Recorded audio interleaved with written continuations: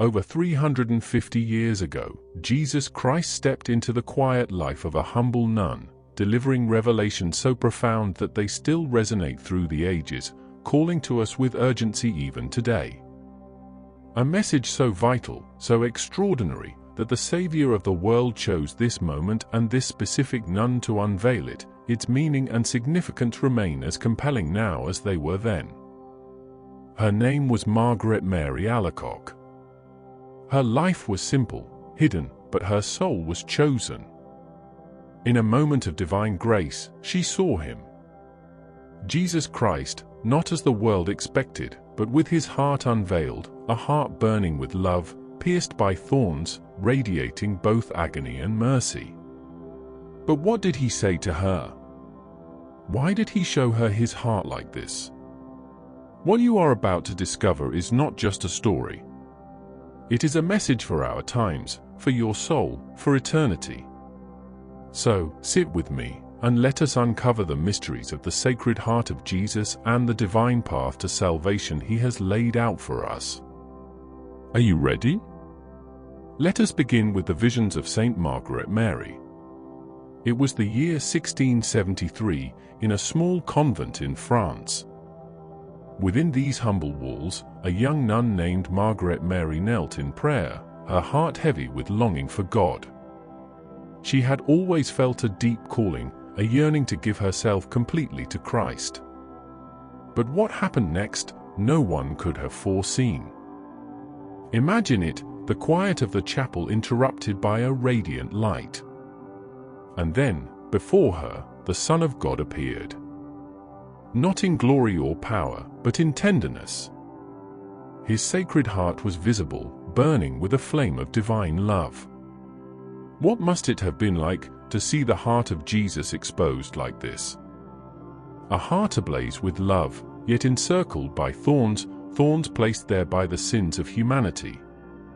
Jesus spoke to her, and his words were both an invitation and a plea. Behold this heart, which loves so much, yet is so little loved. Can you imagine the sorrow behind those words? A love so immense, so infinite, rejected by the very souls it was meant to save. But why did Jesus choose this young hidden nun? What was he asking of her? He revealed to Margaret Mary that devotion to his Sacred Heart was not just an act of love, it was a path to salvation, a refuge for all who would turn to him. Yet, this was only the beginning. The revelations that followed would uncover mysteries far greater, secrets of reparation, promises of divine mercy, and a holy invitation that travels through time to you and me today. What did Jesus ask of her next? And how does it hold the key to healing our wounded souls? What we will see next are the three divine revelations of the Sacred Heart. When Jesus revealed his Sacred Heart to Saint Margaret Mary, he did not show it alone in its beauty. No. His heart was surrounded by a crown of thorns, pressing deeply into the flesh of his divine love. Why thorns? What do they mean? These thorns, he explained, represent something far deeper than physical pain.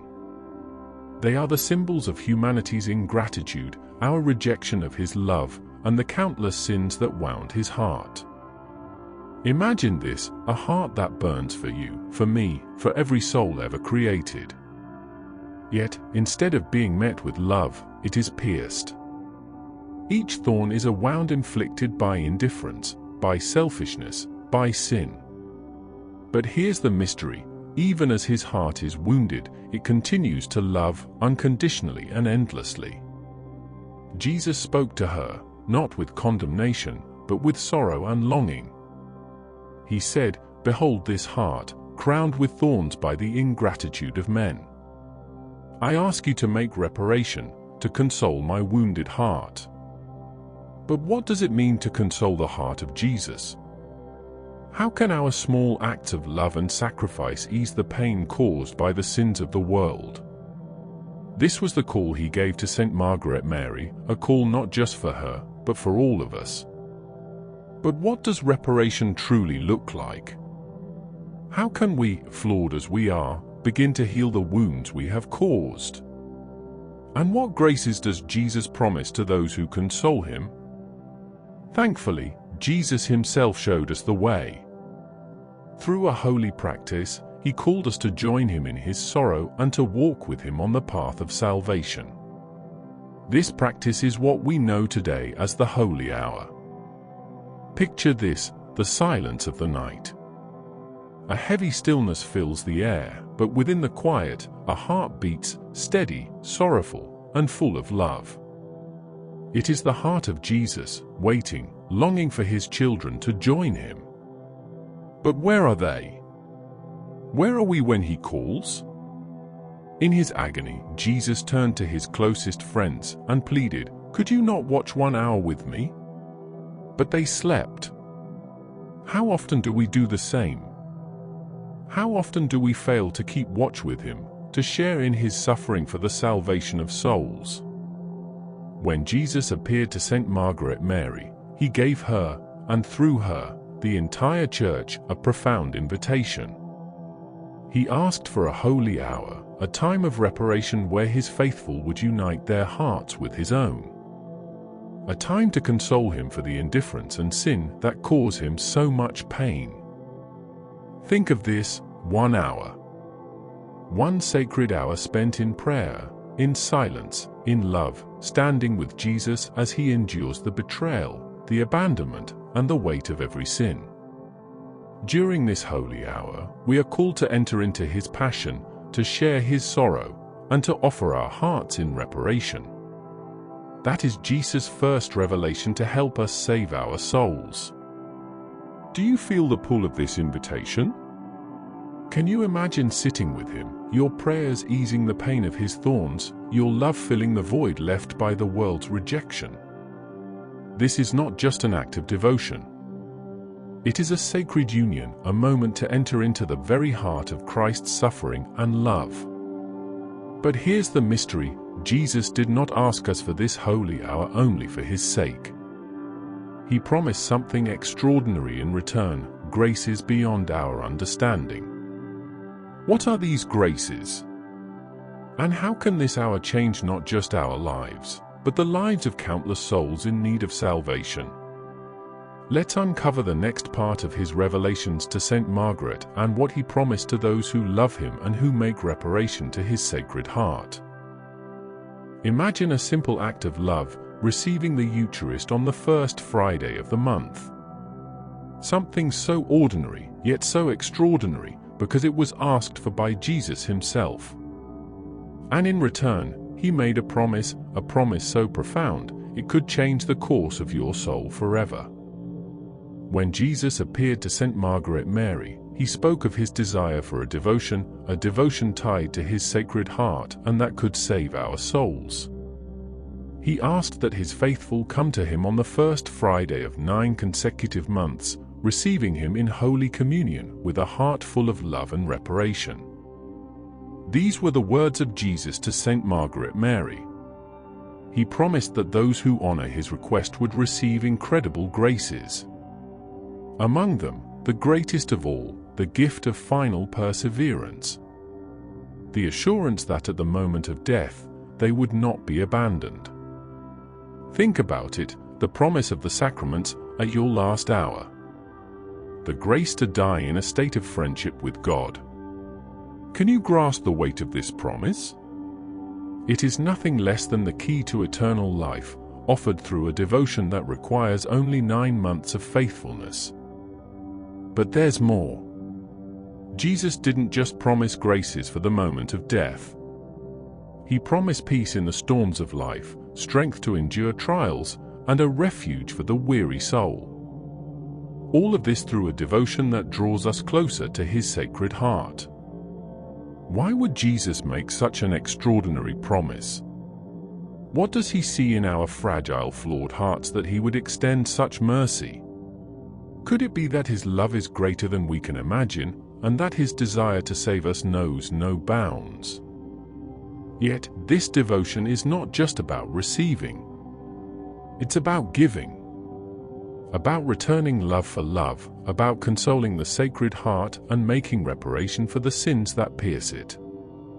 What greater way to prepare for eternity than by answering this call? And still, there is more to go over. What happens when we consecrate ourselves entirely to the Sacred Heart? What blessings await those who entrust their lives completely to Him? Let's uncover the third revelation from Jesus to Saint Margaret. What does it mean to consecrate your heart to another? To give yourself so completely that your life is no longer your own? This is what Jesus asks of us, to surrender everything to Him, to place our hearts within His Sacred Heart, and to trust in His infinite love. But why? And what could happen if you truly said yes? When Jesus appeared to Saint Margaret Mary, He revealed His Sacred Heart as an abyss of love and mercy, a fountain overflowing with blessings. And He made this astonishing promise, that those who consecrate themselves to His Sacred Heart would find peace, strength, and refuge in every trial of life. But what does this consecration mean? It's more than a prayer, more than a gesture of devotion. It is a profound act of trust. It is a decision to say, Jesus, I give you my heart, my will, my fears, my very life. I belong to you. Through consecration, we invite Jesus into the very center of our lives, our homes, our families, our work, and even our struggles.